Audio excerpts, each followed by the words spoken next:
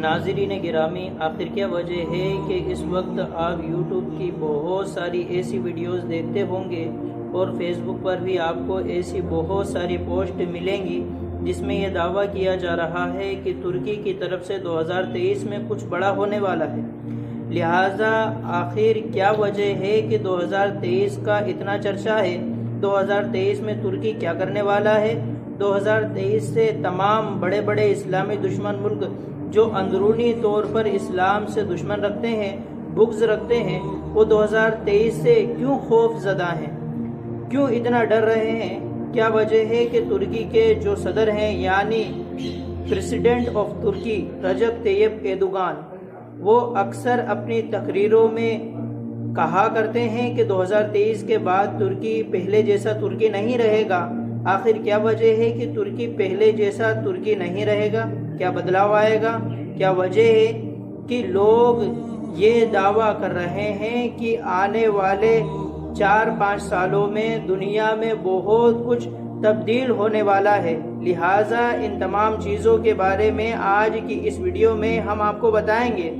Video شروع کرنے سے پہلے آپ سے میری ایک چھوٹی سی گزارش ہے کہ اگر آپ ہمارے چینل پر نئے ہیں تو چینل کو سبسکرائب کرتے ہوئے پاس میں لگی بیل آئیکن کو پریس کریں تاکہ اسی طرح کی نالجیبل ویڈیو کا سلسلہ جاری رکھا جا سکے۔ ناظرین گرامی، ہماری حوصلہ افزائی کے لیے ہماری ویڈیو کو شیئر بھی کریں۔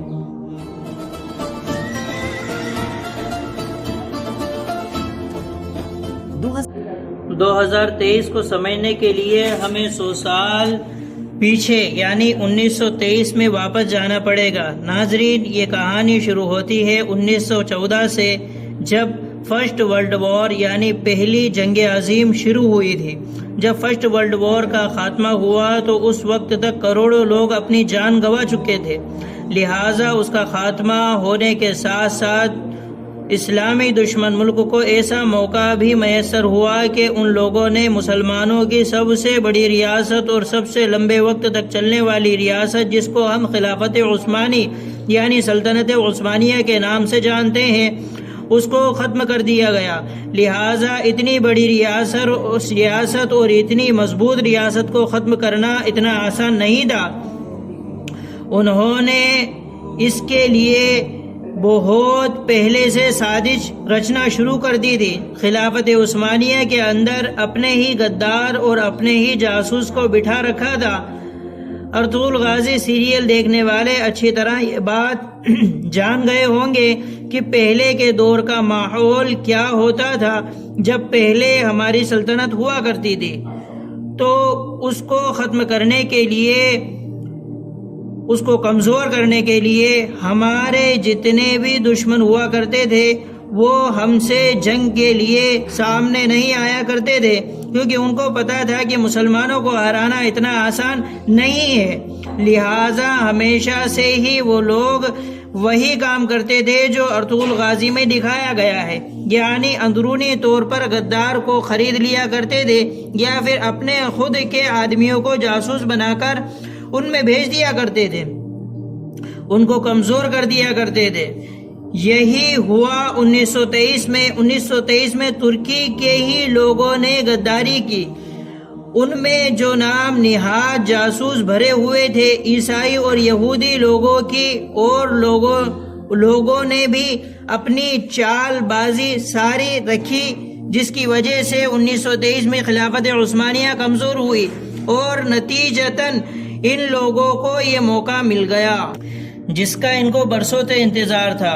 لہٰذا ان لوگوں نے ترکی کے کمزور ہونے پر اس کے سامنے یہ شرط رکھ دی کہ ترکی اپنی سلامتی چاہتا ہے تو ہم جو کہتے ہیں اسے ماننے کے لیے تیار ہو جائے۔ لہٰذا ترکی کے پاس بھی سوائے سر جھکانے کے اور کوئی چارہ نہیں تھا۔ لہٰذا ان تمام باتوں کے نتیجے میں ایک معاہدہ ہوا۔ اس معاہدے کو لوزان کے نام سے بھی جانا جاتا ہے۔ اس معاہدے میں یہ شرط رکھی گئی، جن شرطوں نے ترکی کو پوری طرح سے کمزور کر دیا اور آنے والے 100 سالوں کے لیے تباہ کر دیا۔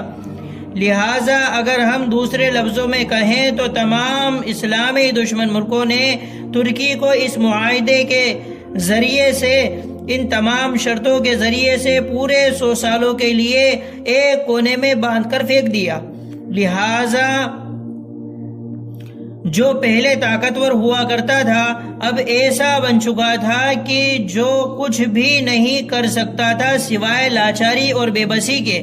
اس معاہدے میں جو شرطیں رکھی گئی ان میں سے کچھ کا ہم آپ کے سامنے ذکر کرتے ہیں۔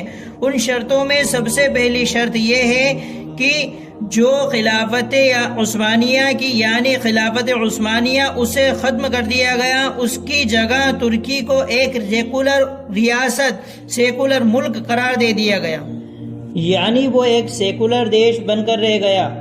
جتنے بھی خلافت عثمانیہ میں تمام دیش آیا کرتے تھے جیسا کہ سعودیہ عربیہ، لبنان اور اسی طرح کا مصر اور آس پاس کی جتنی کنٹریز تھی، سب کو آزاد کر دیا گیا، سب نے اپنا اپنا ملک الگ بسا لیا۔ لہٰذا اس کی وجہ سے ترکی کو خلافت عثمانیہ پوری طرح سے ختم ہو گئی۔ ترکی کی خلافت عثمانیہ کے جو آخر سلطان تھے ان کو ان کی پورے خاندان کے ساتھ ملک سے باہر نکال دیا گیا تاکہ وہ لوگوں کے ساتھ مل کر ہمارے خلاف بغاوت نہ کر سکیں۔ لہٰذا ان کو باہر نکالنے کے بعد کچھ اور شرطیں لگائی گئی، جن شرطوں میں سے کچھ شرطیں اس طرح ہیں۔ پوری دنیا جانتی ہے کہ ترکی کی زمین میں سب سے زیادہ تیل ہے جو اس کو مالی طور پر بہت زیادہ مضبوط کر سکتا ہے، جیسا کہ آج دبئی، سعودیہ عربیہ، اس طرح کی جتنی بھی کنٹریز ہیں جو تیل کی وجہ سے بہت زیادہ امیر ہو چکی ہیں، ترکی بھی تیل کی مدد سے بہت اوپر جا سکتا تھا۔ لہٰذا ان شرطوں میں سے ایک شرط یہ بھی لگائی گئی کہ ترکی اپنی ہی زمین سے 100 سالوں تک تیل نہیں نکال سکتا، اور انہی شرائطوں میں سے ایک شرط یہ بھی تھی کہ ترکی کی جو بندرگاہ ہے جو یورپ اور ایشیا دونوں کو آپس میں ملاتی ہے، جس میں سے بزنس کے طور پر بہت سے جہاز گزر کر جاتے ہیں، لہٰذا اس کو ترکی کو اپنے ہی حق سے باہر کر دیا گیا، یعنی یہ قانون لگا دیا گیا کہ یہ پوری دنیا کی ملکیت ہے۔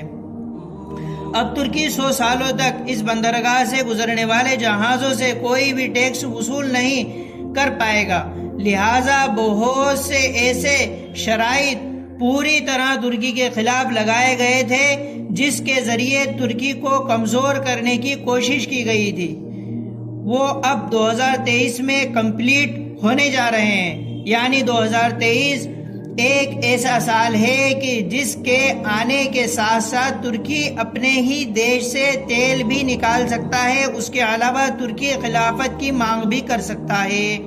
اس کے علاوہ ترکی کی جو اپنی بندرگاہ ہے اس سے وہ بہت سارا ٹیکس وصول کر کے اپنی جی ڈی پی اور اپنی اکنومی کو بہت اوپر لے جا سکتا ہے۔ لہٰذا 2023 میں کیا موڑ آنے والا ہے، اس کا اندازہ ہم صرف اسی بات سے لگا سکتے ہیں کہ ترکی کے جو صدر ہے رجب طیب ایردوان، وہ اپنی تقریروں میں اکثر کہتے رہتے ہیں کہ یہ ترکی 2023 کے بعد پہلے جیسا ترکی نہیں رہے گا، بلکہ ترکی ایسا ترکی بنے گا جو پہلے اپنے تاریخ میں ہوا کرتا تھا۔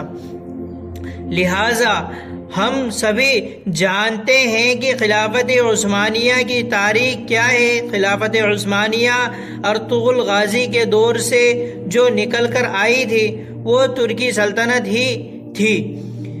ترکی کے چھوٹے سے لوگ، ایک قبیلے کے بسنے والے لوگوں نے سلطنت کی بنیاد رکھی تھی اور پوری دنیا میں اسلام کا پرچم لہرایا تھا۔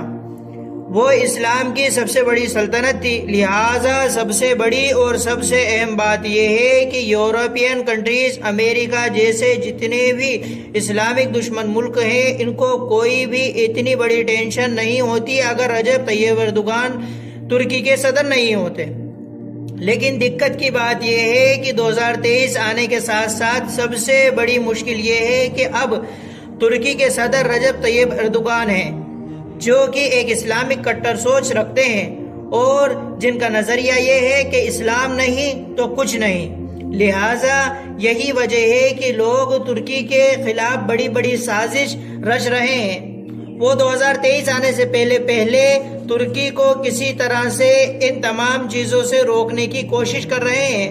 ابھی 2-3 سال پہلے ہی ترکی کی فوج کے ذریعے سے رجب طیب اردوغان کا تختہ پلٹ کرنے کی کوشش کی گئی تھی، وہ بھی اسلامی دشمن ملکوں کی طرف سے ایک خفیہ رنجش تھی جس کا خلاصہ بعد میں ہوا تھا۔